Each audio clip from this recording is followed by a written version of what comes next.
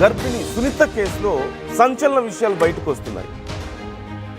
ఆ మహిళ ప్రాణాలు ఎందుకు తీశావు అని పోలీసులు అడిగినప్పుడు విచారణలో చాలా కీలక విషయాలు చెప్తున్నాడు నిందితుడు.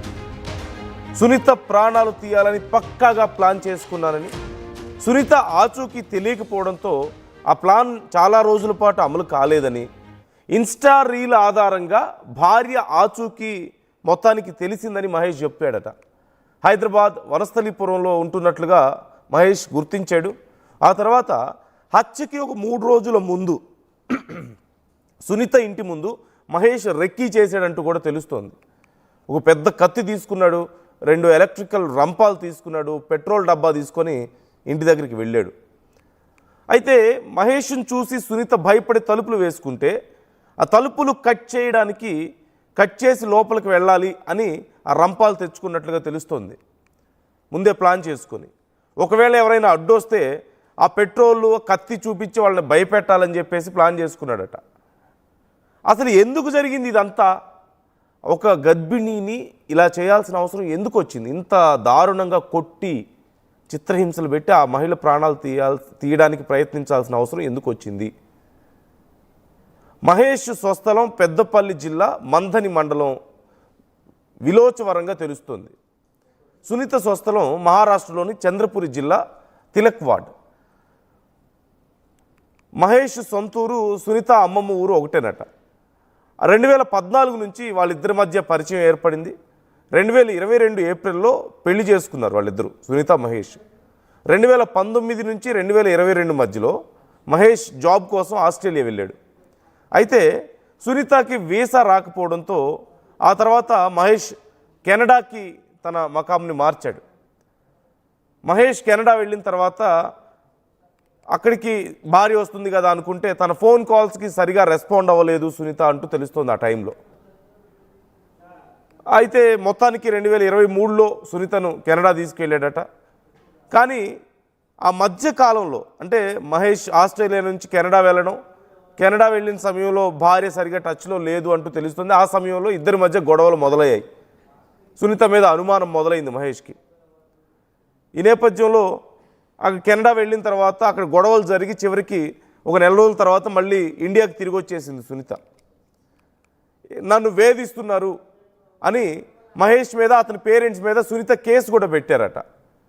హెరాస్ చేస్తున్నారని గృహహింస కేసు పెట్టారు.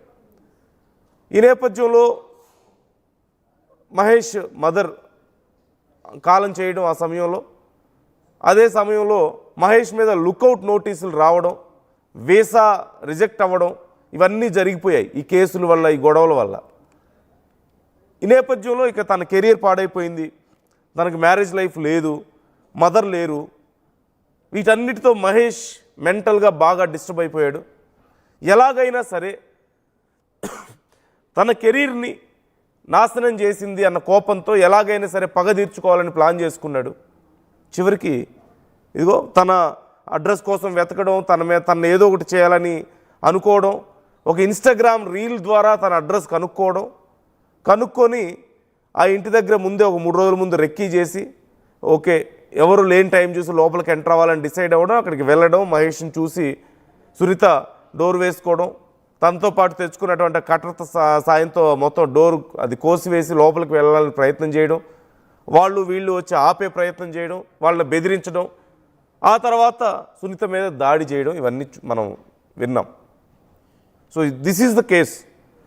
మరి ఇప్పుడు విచారణ ఎలా జరుగుతోంది, అసలు ఇంకొంచెం డీప్గా వీళ్ళిద్దరి మధ్యలో ఏం జరిగింది, సునీత విషయంలో అనుమానం మొదలైంది, అలాగే కెనడా నుంచి ఎందుకు వచ్చేసింది, తర్వాత ఏం జరిగింది, మహేష్ మదర్కి ఏమైంది, డీటెయిల్స్ తెలుసుకుందాం మనం. నిర్మల జాయిన్ అవుతున్నారు, మా ప్రతినిధి. నిర్మల, ఈ కేసు తవ్వే కొద్దీ కొత్త విషయాలు బయటకు వస్తూ ఉన్నాయి, మనం చూస్తూ ఉన్నాం. చాలా విషయాలు ఉన్నాయి తెలుసుకోవడానికి. మహేష్ మదర్ అసలు ఎలా ప్రాణాలు కోల్పోయారు అంటే ఆ సమయంలో ప్రాణాలు ఆమె లేరంటూ తెలుస్తోంది. అట్ ది సేమ్ టైం వాళ్ళిద్దరి మధ్యలో ఏం జరిగింది, సునీత మహేష్ మధ్యలో ఏం జరిగింది, ఇన్సిడెంట్కి సంబంధించి పోలీసుల విచారణలో ఇంకా ఏమైనా కొత్త విషయాలు బయటకు వస్తున్నాయా? ఇన్సిడెంట్ ఎలా జరిగింది, ఏం జరిగింది ఆ సమయంలో అనే దానికి సంబంధించి? నందు ఈ సునీత విషయానికి వస్తే గనక వీళ్ళకి 2022లో పెళ్ళైనప్పటికీ కూడా ఆ తర్వాత సునీతను కూడా కెనడా తీసుకెళ్లాలి అని చెప్పేసి కూడా ప్రయత్నం చేసినట్టు తెలుస్తుంది మహేష్. అక్కడ పోలీసుల ముందు కూడా ఒప్పుకున్నట్లుగా పోలీసులు కూడా వెల్లడిస్తూ ఉన్నారు. కానీ తనకు వీసా రాకపోవడంతో ఇక్కడ సునీతని ఇక్కడే వదిలేసి అక్కడ మహేష్ వెళ్ళిపోవడంతో కూడా అంటే ఒక 2-3 నెలల గ్యాప్ తో కూడా మరి సునీత తర్వాత ఫోన్లకు సరిగా రెస్పాండ్ అవ్వకపోవడము, ఫోన్ చేసినప్పుడు తన ఫోన్లు కట్ చేయడము ఇలాంటివి జరుగుతున్నప్పటికీ మహేష్ లో మాత్రము అనుమానం మొదలైందనే తెలుస్తూ ఉంది. ఎందుకంటే మొత్తం కూడా పోలీసుల ముందు ఒప్పేసుకున్నాడు మహేష్ అన్నట్టుగా డీసీపీ అనురాధ కూడా తెలియజేయడం జరిగింది నిన్న ప్రెస్ మీట్ పెట్టి కూడా.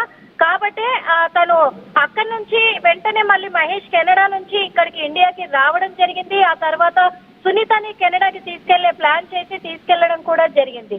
అక్కడికి వెళ్ళినాక సునీత అక్కడ ఒక నెల రోజులు మాత్రమే ఉన్నట్టు తెలుస్తుంది. ఎందుకంటే ఆ నెల రోజుల్లోనే ఇక్కడ ఎందుకైతే తను ఫోన్ స్పందించలేకపోయింది, ఫోన్ ఎందుకు కట్ చేస్తా వచ్చింది అనే కోణంలో మహేష్ కి అనుమానాలు వ్యక్తం అవడంతో అక్కడికి పోయినాక కూడా కేవలం ఆ అనుమానంతోనే ఇద్దరి మధ్య గొడవలు కూడా వచ్చినట్టుగా తెలుస్తూ ఉంది. ఆ గొడవలు జరిగే ఆ ప్రాంగణంలోనే ఇక్కడ ఉంటే ఇంకా పెద్దగా అయిపోతాయి గొడవలు అని చెప్పేసి కూడా అక్కడ నుంచి సునీత వచ్చేయడం కూడా జరిగింది. మళ్ళీ ఇండియాకి వచ్చిన తర్వాత తను వాళ్ళ అమ్మ వాళ్ళతోనే ఉంటుంది. తర్వాత మళ్ళీ హైదరాబాద్ లో జాబ్ వెతుక్కోవడము ఇవన్నీ కూడా జరుగుతూ ఉన్న తరుణంలోనే ఇక్కడికి వచ్చిన తర్వాత మహేష్ వాళ్ళ ఫ్యామిలీ అమ్మ వాళ్ళ మీద కూడా 490 సెక్షన్ కింద కేసు పెట్టడం జరిగింది సునీత. అయితే ఆ కేసు నమోదైన తర్వాత మహేష్ ని పోలీసులు ఇక్కడికి పిలిపించినట్టుగా తెలుస్తూ ఉంది. ఇక్కడికి పిలిపించిన తర్వాత కూడా తనకు వీసా అక్కడ తను జాబ్ చేసే దగ్గర ఈ విషయం తెలిసిపోయి కూడా అక్కడ తనకు జాబ్ పోవడము, ఇక్కడ నుంచి వీసా క్యాన్సిల్ అవ్వడము మహేష్ కి. అందులో ఒకటి ఇక్కడ నుంచి పోలీసులు పెట్టిన కండిషన్ల మీద తను ఉన్నాడు కాబట్టి ఇక్కడ నుంచి బయటికి వెళ్లే అవకాశం లేకపోవడము ఇదంతా జరిగినప్పటికీ కూడా 2024 డిసెంబర్ లో శ్రీనాథ్ని పెళ్లి చేసుకోవడం జరిగింది సునీత. ఇక్కడ వీళ్ళు తెలంగాణలోనే ఈ ప్రాంతంలోనే కూడా వాళ్ళు డివోర్స్ కూడా అప్లై చేసినప్పటికీ ఇంకా డివోర్స్ మంజూరు అవ్వకుండా సునీత పెళ్లి చేసుకొని ఒక గుళ్ళో నుంచి శ్రీనాథ్ తో కలిసి ఉన్నటువంటి ఒక రీల్ ని షేర్ చేయడంతో తను అది గమనించడం జరిగింది. ఆ రీల్ లో కూడా ఇప్పుడు చాలా హ్యాపీగా ఉన్నాను అనే ఒక మెసేజ్ కూడా దానిపైన ఉన్నట్టుగా గుర్తించడం జరిగింది. అలాంటిది అది చూసిన తర్వాత కూడా అంటే ఈ మహేష్ వాళ్ళ మదర్ కూడా ఉన్నది ఒకడే కొడుకు అని తెలుస్తుంది. మహేష్ ఒక్కడే కొడుకు కాబట్టి తన జీవితం ఇలా అయిపోయేసరికి ఆ విషయంలోనే తన కుంగిపోయి మానసికంగా ఇదైపోయి తను మృతి చెందినట్టుగా భావించాడు. ఇవన్నీ దృష్టిలోకి తీసుకున్నాడు. అందరూ దూరం అయిపోయారు, తన జాబ్ కెరియర్ అంతా పోయింది, విచ్ఛిన్నం అయిపోయిందనే ఒక మెంటల్ గా డిస్టర్బ్ అయిపోయి కూడా తను మానసికంగా కుంగిపోయి డిప్రెషన్ లోకి వెళ్ళినట్టుగా కూడా తెలుస్తుంది. అందులో ఒకటి సునీత శ్రీనాథ్ని పెళ్లి చేసుకున్న తర్వాత కూడా ఈ రీల్స్ ఫోటోస్ సోషల్ మీడియాలో తను అప్లోడ్ చేస్తూ ఉంటే కూడా అవి ప్రతి ఒక్కటి చూసి తట్టుకోలేకే వ్యక్తిగత కక్ష పెంచుకున్నట్టుగా కూడా తను ఒప్పుకోవడం జరిగింది పోలీసుల ముందైతే. ఈ విషయం ఒకటే కాకుండా ఇటు సునీత విషయానికి వస్తే శ్రీనాథ్ వాళ్ళ ఫ్యామిలీకి సునీతకు ఫస్ట్ మ్యారేజ్ అయ్యిందనే విషయము మొన్నటి వరకు కూడా వాళ్ళకు తెలియదు అంటున్నారు. అదే షాక్ లో ఉన్నారు శ్రీనాథ్ వాళ్ళ ఫ్యామిలీ అని కూడా చెప్పుకోవచ్చు. అసలు పెళ్లి అయ్యింది అని తెలిస్తే మేము చేసుకునే వాళ్ళం కాదు అంటే అక్కడి నుంచి శ్రీనాథ్ నుంచి మహేష్ నుంచి దూరమై పక్కకు వచ్చేసిన తర్వాత కూడా శ్రీనాథ్ తో పరిచయం ఏర్పడింది ఉద్యోగరీత్యా కూడా తెలుస్తూ ఉంది. శ్రీనాథ్ తో పరిచయం ఏర్పడిన తర్వాత అది కాస్త ప్రేమ వ్యవహారంగా మారి ఆ శ్రీనాథ్ తో పెళ్లి చేసుకోవడం జరిగింది. శ్రీనాథ్ వాళ్ళు ఎన్నో సంవత్సరాల నుంచి కూడా వనస్థలిపురంలోనే స్థానికంగా ఉంటున్న వాళ్ళు కాబట్టి ఇక్కడే తను పెళ్లి చేసుకోవడం జరిగింది. అదే కోణంలో కూడా ఇప్పుడు వాళ్ళు అదే షాక్ లో ఉన్నట్టుగా తెలుపుతున్నారు పోలీసుల ముందైతే. మాకు అసలు సునీతకు మొదటిగా పెళ్లి అయింది, విడాకుల వరకు వెళ్ళింది, అలా మొదటి భర్త తల్లి చనిపోయింది, ఇవేవి కూడా మాకు తెలియకుండానే మేము చేసుకున్నాము అని చెప్పేసి వాళ్ళు షాక్ లో ఉన్నారు. ఏం మాట్లాడలేని పరిస్థితుల్లో ఉన్నారు. ఇక మహేష్ మాత్రము ఇక్కడ తనతో పాటు ఎందుకంటే ఎవరైనా అడ్డుపడి డోరు అంటే సునీత డోర్ వేసుకున్న తరుణంలో అపార్ట్మెంట్ వాళ్ళు ఎవరైనా అడ్డుపడితే మాత్రము వాళ్ళ మీదే పెట్రోల్ చల్దామని చెప్పేసి నేను పెట్రోల్ తీసుకురావడం జరిగింది. ఒకవేళ డోర్ వేసుకొని డోర్ తీయకపోయినట్లయితే ఆ డోర్ ని కట్ చేసైనా లోపలికి వెళ్ళి తనను అంతమొందించాలని నేను అంత ఇదితోటి పక్కాగా వచ్చాను. అని చెప్పేసి పోలీసుల ముందు కూడా ఒప్పుకున్నట్టుగా తెలుస్తూ ఉంది.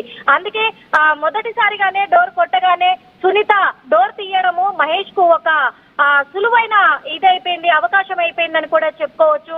డోర్ తీయడంతో సునీతని లోపలికి నెట్టుకుంటూ వెళ్ళిపోయి డోర్ లాక్ చేసేసి మరి సునీత మీద అయితే దారుణంగా దాడి చేయడం కూడా జరిగింది.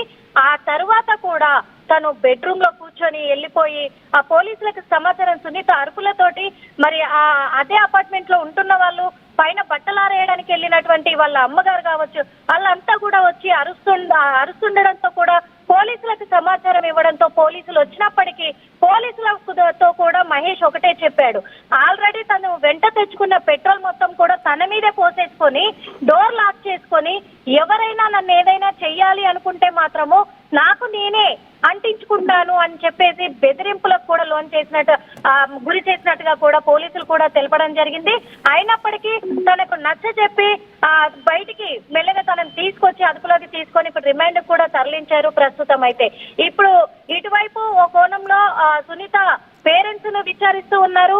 ఇక మహేష్ కంటే మహేష్ వాళ్ళ తల్లి ఒకటి ఉంటే తల్లి కూడా ఇప్పుడు దూరం అయిపోయింది కాబట్టి అక్కడ నుంచి ఎవరిని విచారించే అవకాశం లేదు.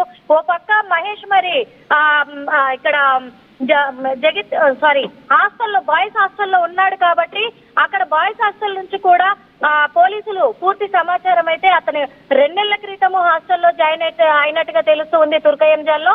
మరి అక్కడ కూడా విచారిస్తూ ఉన్నారు. ఓ పక్క అంతకు ముందు మియాపూర్ లో వచ్చి చేరాడు, కెనడా నుంచి వచ్చిన తర్వాత అక్కడ కూడా విచారిస్తూ ఉన్నారు. ఓ పక్క శ్రీనాథ్ ఫ్యామిలీ నుంచి కూడా ఆధారాలు అంటే ఏదైనా ఇంకా ఇన్ఫర్మేషన్ తెలుస్తుందా ఏంటి అనే కోణంలో కూడా మరి ఇప్పుడైతే శ్రీనాథ్ వాళ్ళ ఫ్యామిలీ నుంచి కూడా అందరినీ విచారిస్తూ ఉన్నారు. ముఖ్యంగా ఏంటంటే అందరినీ కలిసి వేస్తున్న విషయము ఇప్పటికే సునీత 3 నెలల ప్రెగ్నెంట్ అవ్వడం, ఆ ప్రెగ్నెంట్ అని తెలిసి కూడా మరి మహేష్ తనని అంతమొందించాడు అనేది కొంచెం అందరినీ కలిసి వేస్తున్న